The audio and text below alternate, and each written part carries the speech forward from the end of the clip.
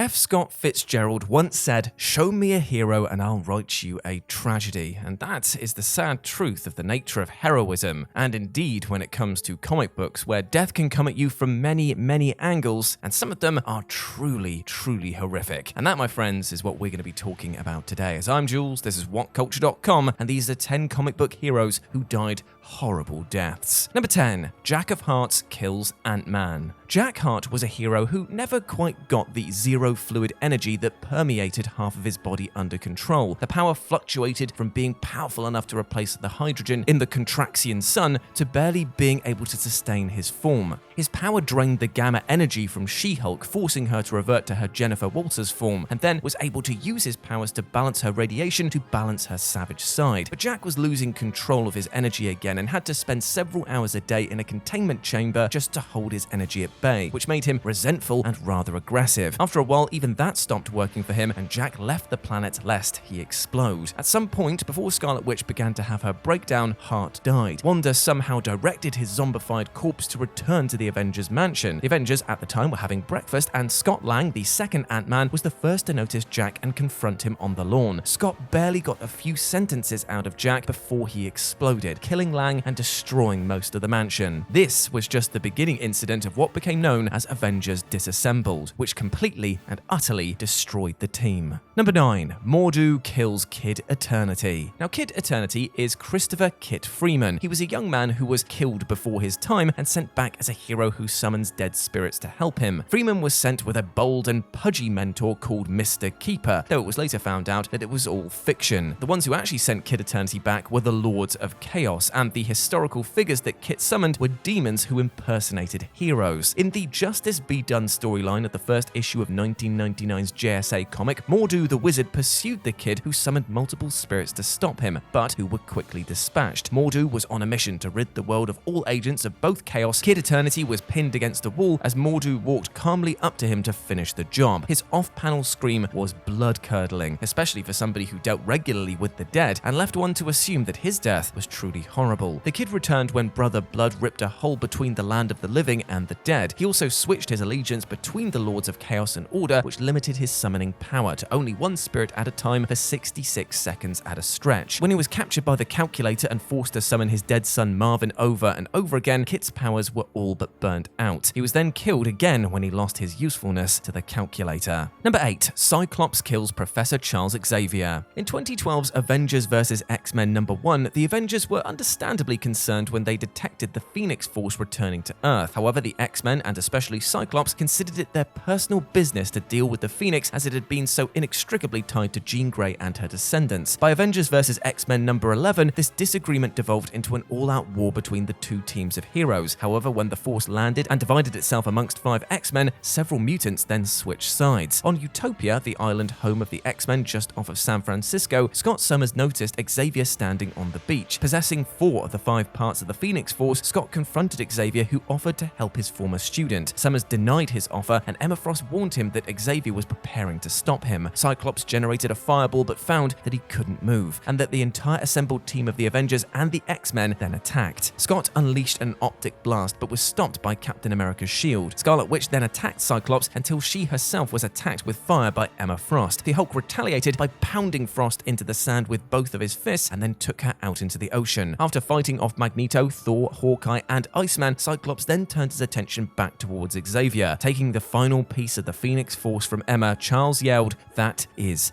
enough." Scott agreed, and it was then that he killed Xavier. Thor said Cyclops must be stopped. Captain America said it was too late, and all we were left with at the end of this panel was the fact that the Dark Phoenix was here. Number 7. Joker kills Jason Todd. Now, Jason Todd was always a reckless Robin. He was always a bit too careless, a bit too violent, and a bit too eager to break Batman's rules. Batman threatened to bench the young hero to give him time to properly mourn his parents' death, but Jason stormed out and returned to his old neighborhood. An old woman had kept some of his family's personal papers, and they were enough to make Jason realize that the woman he knew as Mom was actually a stepmother, and he needed to find his birth mother. Working his way through 3 suspects, one being martial artist Master Lady Shiva, Jason found Sheila Hollywood, an aid worker in Ethiopia. The pair had a tearful reunion, but it was short-lived. Haywood had performed illegal operations while living in Gotham and was embezzling money from the aid organization that she worked for. She turned her son, dressed as Robin, over to the Joker. The Clown Prince was blackmailing Sheila and selling her medical supplies on the black market. In Batman number 428, as part of the famed A Death in the Family story, Joker mercilessly beat Robin with a crowbar, taking years of frustration with Batman out on this young boy's body. Stopping just short of killing Jason, Joker left the unconscious hero and his mother tied up in a warehouse with a time bomb. Batman arrived just seconds too late as the explosion destroyed the structure. Bruce carried out the lifeless body of his partner from the rubble and buried him in the family cemetery in Gotham. Number 6. Jean Grey kills herself. In Uncanny X-Men number 137's heart-shattering double-sized issue, The Fate of the Phoenix, the X-Men, including Charles Xavier, were teleported aboard an alien flagship. Queen Lilandra demanded that the Phoenix must die because she had destroyed the entire Debarian race and an Imperial cruiser. Jean Grey didn't remember doing these things, and so Xavier demanded a duel of honor be fought between the X-Men and the Imperial Guard. The Kree and the Skrulls, who had a vested interest in the death of the Phoenix, were there as observers. The next morning, the combatants were teleported to the blue area of the moon, an ancient Kree outpost with a breathable atmosphere, and there the X-Men divided off to get the Guardsmen to chase them. Xavier's band of mutants were beaten by the far more powerful Guardsmen, with only Jean Grey and Cyclops remaining. Jean saw Cyclops cut down, and that prompted the Phoenix to explode from her in a huge firebird. Lilandra ordered her fleet to destroy the moon, the Earth, and the whole galaxy in order to destroy Jean Grey. With the Guardsmen held frozen, Xavier ordered the X-Men to attack Jean. Wolverine threw Colossus at the Phoenix, and that knocked her back to sanity. She ran down a hallway and unearthed an ancient Kree laser cannon, telling the pursuing Scott Summers that she couldn't hold the Phoenix at bay for much longer. Jean then fired the cannon, screaming Scott's name as she vaporized herself. Number 5. The Anti-Monitor kills Supergirl.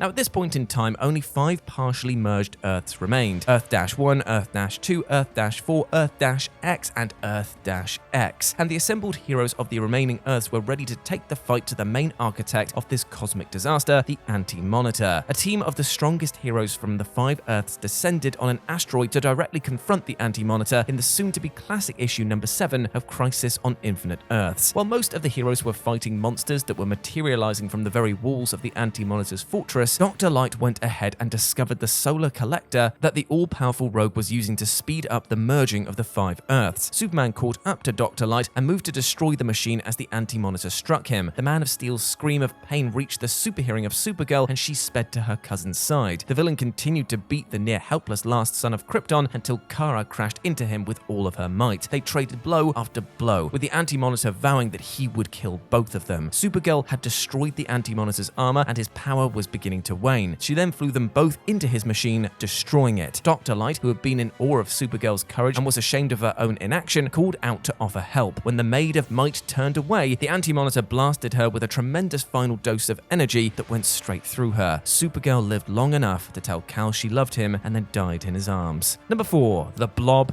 8. The Wasp. When Janet was separated from Earth's mightiest heroes during the 2009 Ultimatum event, it wasn't clear what her fate would be, but she was then later found by Hank Pym and Hawkeye. Here, the mutant Blob had cracked open Wasp's chest and was eating her. The corpulent villain even said that she tasted like chicken. It's unclear if she had drowned first or if she was alive for part of the Blob's sadistic feast. Enraged, Hank grew to giant size, bit Blob's head off, and then spat it out. The Wasp, Hank, who later was killed by Madrox, and the other deceased Ultimates were then resurrected by the Maker, their world's villainous Reed Richards, as part of a complicated plan to merge all realities. But the plan was thwarted, and the Ultimates now travel the multiverse in pursuit of the Maker. Number 3. The Flash runs himself to death. By issue number 8 of the already legendary Crisis on Infinite Earths, only 5 Earths remained in the entire multiverse, and the Anti-Monitor wanted that number to be changed to 0. Flash was trapped on a space pod on its way to the antimatter world of Quad. With the aid of thousands of enslaved Thunderers of Quad, the Anti-Monitor was nearing the completion of his antimatter cannon. The Psycho Pirate had been torturing Barry for hours, and the Scarlet Speedster, well, he'd had enough. The Flash made Psycho Pirate create the expression for hate and ran him among the enslaved Thunderers. This caused caused the group to rebel and attack the anti-monitor. Caring nothing for their lives, the villain dispatched the rioters easily, but he was distracted from his machine. Barry then threw Hayden aside and ran to said machine. Using his smarts, the Sultan of Speed ran in an opposite direction of the antimatter flow, causing it to feed back on itself. Feeling it resisting him, Alan ran faster and faster, reaching speeds that he never reached before. But that speed began to kill him. Barry saw images of things from the past and things yet to come. Just as the machine began to destroy itself, he started to disintegrate into a skeleton and then finally dust. Only his ring and his costume remained on the ground, but the Flash had saved billions of lives. However, that explosion had another unforeseen benefit in that it woke the Spectre. Number 2. The Sentry rips Ares in half. Ares never wanted to be in the Avengers in the first place. He just wanted to stay under the radar, raise his son, and complete a day's work, but Iron Man just wouldn't let him. With the implementation of the new Superhuman Registration Act, Tony made Ares join his New York-based team of Avengers, or he threatened to tell Zeus where Ares had been hiding. But Ares found that he quite liked avenging, and it didn't matter to him whether Norman Osborn took over as the head of the team or not. Osborn told the war god what he wanted to hear, gave him plenty of people to hit, and with fewer rules about force than Iron Man. And with Osborn, the chauvinistic god wouldn't have to take orders from a woman, as he did from field leader Black Widow in Stark's Avengers. In 2010 Siege 2, during the violent siege on Asgard, Ares found out that Norman had been lying to him to get him to attack his former allies and fellow deities, and the honorable Olympian was enraged. On his way to kill Osborn, the Sentry blocked his path. Despite the legendary power of the god of war, it was nothing to somebody powered by, well, 1,000 exploding suns, as Reynolds then grabbed Ares and ripped him completely in two. The horrifying sight stopped all the other combatants in their tracks. And number 1, Superman and Doomsday die together. Superman had never fought a foe like Doomsday. He could not be reasoned with or dissuaded. He didn't want money, power, or world domination because Doomsday simply wanted to destroy. And doing an excellent job of that, Doomsday thwarted anything that the police or military threw at him, and he'd likewise easily dominate Earth's premier super team. Justice League International confronted this otherworldly beast, and despite having some heavy hitters like Guy Gardner, Maxima, and the enigmatic Bloodwind in their ranks, Doomsday decimated the League and injured many of the heroes so severely that they needed medical attention. By the time that Superman joined the fight, the creature was close to Metropolis. Clark quickly realized that he would not have to pull his punches as he did when battling everyone else, because nothing less than his full strength would even phase this monster. Culminating in Superman number 75, the battle raged from the outskirts of Metropolis to its very center, as the Man of Steel made his very last stand at the steps of the Daily Planet. He traded blow after devastating blow with Doomsday, and the shockwaves from their collisions were so great that they shattered windows in all directions. The nearly spent hero put all of his remaining power into one final blow that struck Doomsday and finally killed the creature. Clark then collapsed and Lois pulled his bloody body into her lap. He only had enough time to ask if Doomsday was dead before dying himself. And there we go, my friends. Those were 10 comic book heroes who died horrible deaths. I hope that you enjoyed that. Is enjoyment